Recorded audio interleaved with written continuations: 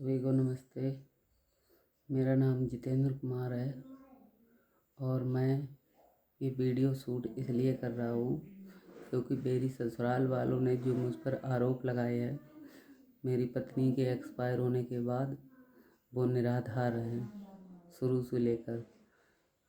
एक वीडियो में ये कहा जा रहा है कि इन्होंने पेट में लात मारी थी तो पहले वाला बच्चा मर गया था और तब इन्होंने भर्ती कराया। उसकी सच्चाई ये है कि मैं समय से लेकर गया था उसको। शरद अल्ट्रासाउंड केयर वाले हैं कायमगंज में, उनके पास बिल्कुल जीवित बच्चा था, बिल्कुल सही था। इन्होंने आरोप लगाया कि वो पहले ही मर गया था और उसके ठीक 1 घंटे बाद मुझे ये बहला फुसला कर ज़बरदस्ती बहलाया फुसलाया भी। और फिर उन्होंने अपनी मन की भी की कि हाँ एक बार दिखवा लो, एक बार दिखवा लो। ये अवनीत मामा के केयर में भूरे और विनोद की बहू और इनकी माँ, मेरी पत्नी की माँ, इनके साथ ही लेकर गया था न्यू मॉडर्न हॉस्पिटल में। जो हमारी बहू के मामा हैं अवनीश, उनकी गाइडेंस में इलाज हुआ। और जैसे ही ले जाते ही इन्होंने बस दवाई चालू कर दी बच्चेदानी खोलने की और मेरी बाला तड़पती रही रात के 12:30 बजे तक, तब तक कुछ नहीं हुआ। और इन्होंने जैसे तैसे करके उसको नॉर्मल डिलीवरी कराने के नाम पर इतने कट लगाए कि कुछ पूछो मत। और फिर वीडियो में ये दिखाया कि बच्चा पहले ही मर गया था, जबकि बच्चे का 1-1.5 घंटे का अल्ट्रासाउंड मेरे पास है पहले का। जैसा कि 2-3 बजे मैंने अल्ट्रासाउंड कराया और 4:30 बजे मैं न्यू मॉडर्न में पहुंचा था। इन्होंने न्यू मॉडर्न से ना मुझे कोई स्लिप दी ना ही कोई पर्ची दी, क्योंकि ये खुद सगे थे। इसलिए इन्होंने कहा है कि तुम्हें बेटा क्या ज़रूरत होगी, हम हैं तो। और ये कहकर वहाँ से मेरी बच्ची मर गई थी और फिर ये उसमें भी साथ रहे और मुझे घर भेज दिया। बस उसका इलाज मैंने करवाया और ये अफवाह इन्होंने अब जाके फैलाई। पहले वाला बच्चा इन्होंने पेट में लात मार दी। मेरी पत्नी से मेरी कभी भी लड़ाई नहीं हुई सीधी। मेरे और किसी की वजह से थोड़ी बहुत लड़ाई होती थी जो सबकी होती है। ना मैंने कभी हाथ उठाया उस पर, ना ही कभी उसे बाहर मारा, ना बाहर निकालने की कोशिश की। और रही बात इसकी, इस वाले डिलीवरी केस की, तो मैं इंतज़ार करता रहा कि मेरी गुड़िया रानी की शारीरिक हालत ठीक नहीं है तो मैं 2 साल बाद प्रेगनेंसी प्रोग्राम करूँगा। उसके बाद मैंने अब प्रोग्राम किया था दोनों जनों की सहमति से। और इनकी अपने साले यानी विनोद की और उसकी बहू और उसका भतीजा कन्हैया, इन तीनों की केयर में मैं लोहिया अस्पताल लेकर गया। मेरा साला विनोद हमेशा साथ रहा और सराज वो भी साथ में रही। और फिर भी इन्होंने इल्ज़ाम लगाया कि ये लोहिया में डाले रहे। मैं इन्हीं की सहमति से था। मैं अपनी पत्नी को इतना खुश रखता था, इन सालों ने उसके साथ खूब मिठाई खाई और सब काम खूब हंसी खुशी से किया।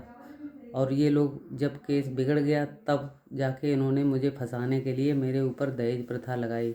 ये लोग सब सुअर हैं और बिल्कुल नास्तिक हैं। इन्होंने मेरी गुड़िया रानी की डेड बॉडी मुझे नहीं दी, जिससे वो बेचारी नर्क में जा रही होगी।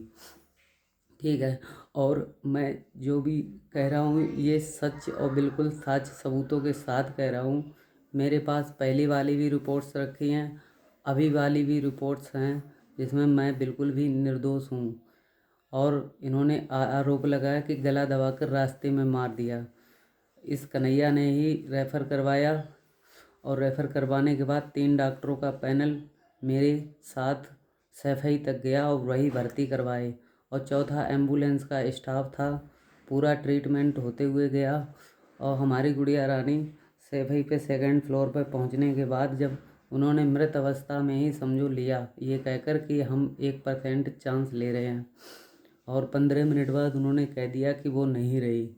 और उसके बाद मेरा साला उसके साथ ही आया और साथ ही गया था। और हमारी मम्मी पापा वो भी वहाँ पहुँच गए थे, हमारी बहन भी पहुँच गई थी, हमारे बुआ का लड़का भी पहुँच गया था। और इनकी तरफ से मतलब हमारे साला है जो बाला के चाचा का लड़का पुष्पेंद्र और अजीत और सुधांशु, ये तीनों भी पहुंच गए थे, तब तक वो मर चुकी थी।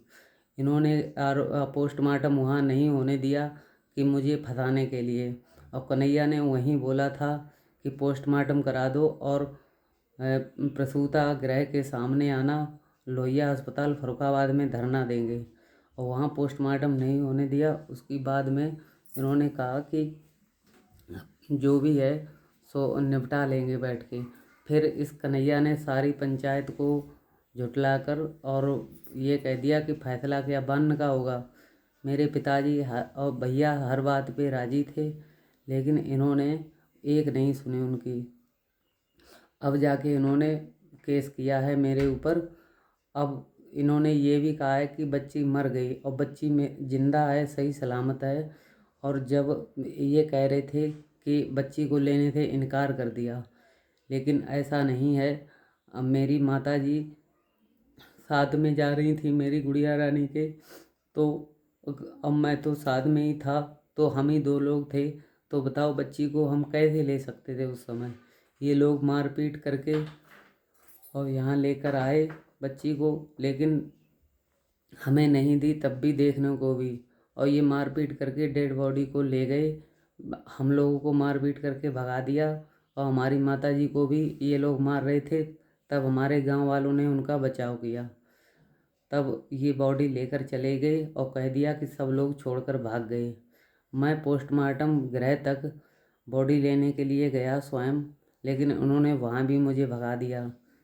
उसके बाद में इन्होंने केस बनाया, और सारा कंक्लूजन ये है कि इस जितना भी बड़ा केस हुआ है, इसमें सबको पता है कि मैं बिल्कुल ठीक हूँ अपनी जगह पे। मैंने कोई भी गलत काम या गलत एक्शन नहीं लिया है। इसमें सारे दोषी अगर कोई है तो मुझे फंसाने वाला कन्हैया, विनोद और उसकी पत्नी, और ये सारे मेरे ससुराली जन भूरे और जो भी हैं, इन्होंने मेरे पापा को और सबको खूब बेइज्जत किया, भैया को, और हमें भी बेइज्जत किया। और बाद में ये लाश का सौदा करने के लिए 10 लाख रुपए की इन्होंने डिमांड की कदरागंज के बालिस्टर ने, और बाद में 6 लाख तक पहुंचाया। ये सिर्फ पैसे चाहते थे, और हम चाहते थे कि हमारी बेटी के खाते में पड़े। ये लोग बिल्कुल झूठ बोल रहे हैं कि हम खाते में डलवाना चाहते थे, इसलिए हमने पैसा नहीं मांगा। इन्होंने पैसा मांगा था। अगर खाते में ये डलवाते तो नॉमिनी हम बनते, यानी पिताजी लड़की के और लड़की के नाना या नानी। तीसरा थर्ड पार्टी नहीं बनता है नॉमिनी, और विनोद नॉमिनी अकेले बनना चाहता था। ये चाहता था कि हम यहाँ से पैसे या चेक लेकर चले जाएं, और उसकी बाद में जो है ना, बस ये पैसा खर्चा कर लें और लड़की को भी इनको ही दे जाएं। अब अगर हम लड़की लेंगे तो पूरा मेडिकल करवा के लेंगे, स्वस्थ है या नहीं है।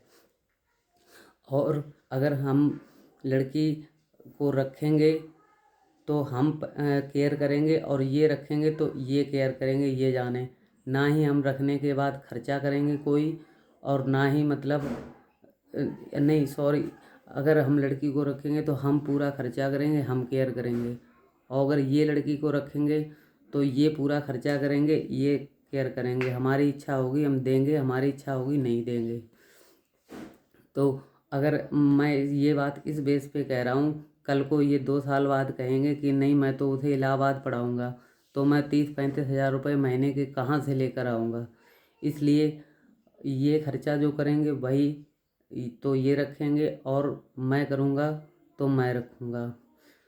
और रही बात इसकी कि कौन कौन इसमें गुनहगार है, तो गुनहगार के नाम मैंने बोल दिए हैं।